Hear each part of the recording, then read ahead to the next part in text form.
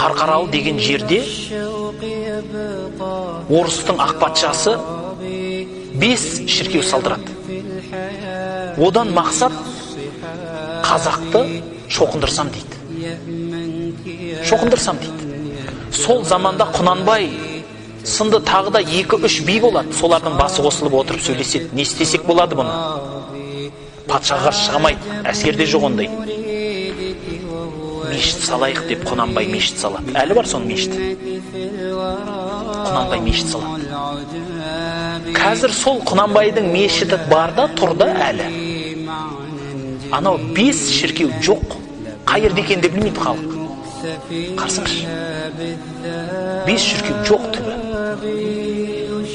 Сол бір мешіттің қызметі қандай болған, е?